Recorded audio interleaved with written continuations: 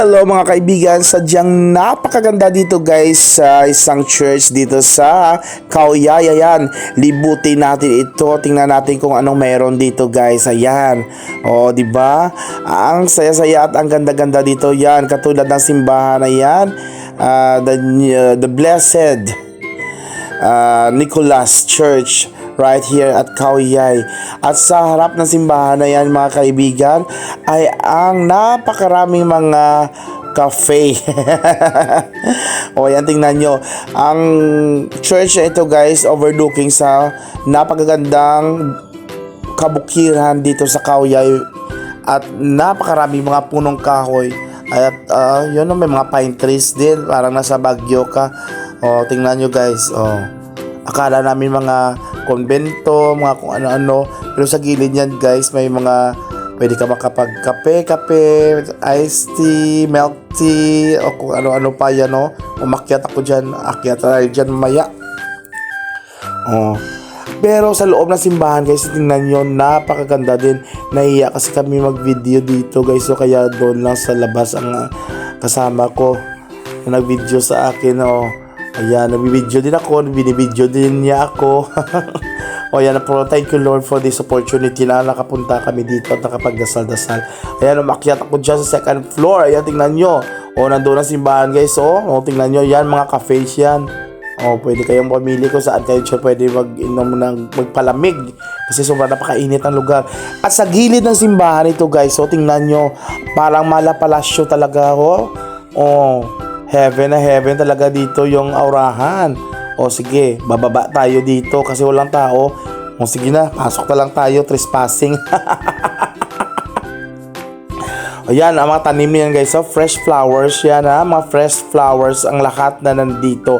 Hindi mga plastic, hindi katulad sa mga kilala natin na mga plastic. Nasa baba na po ako, pero palingalinga ako dito kaya baka makasalubong ako ng bayawak guys. Ayan, tingnan nyo, ako lang kasi mag-isa dito, natatakot din ako, pero sobrang napakaganda talaga, nilalakasan ko talaga yung loob ko na puntahan yung sa dulo ng walang hanggan. Para maipakita ko sa inyo, syempre mahal na mahal ko kayo, gusto ko makita nyo ang lahat ng mga pinupuntahan ko dito.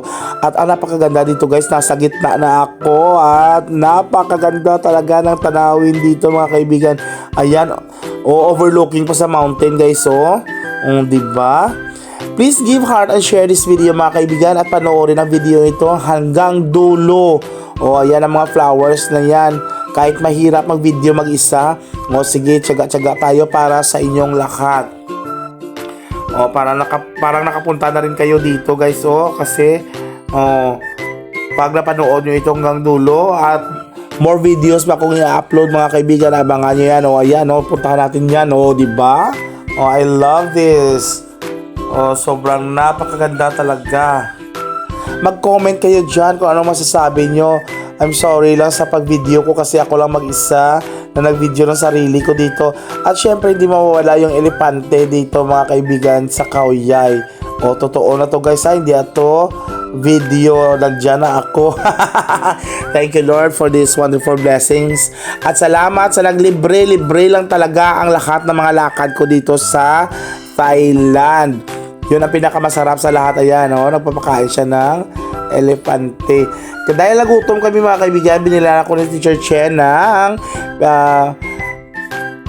pagkain. Ayan, diba? Ang sarap-sarap kumain kapag gutom ka. At ang sarap-sarap kumain kapag libre ka. Pizza. Ayan ang mga kasama ko sa likod. Tingnan nyo kung anong mangyayari sa kanila mamaya. Dahil pabalik na kami at pauwi na kami ng Bangkok. Yun ang nangyari sa dalawa kong kasama. Hoy, anong nangyari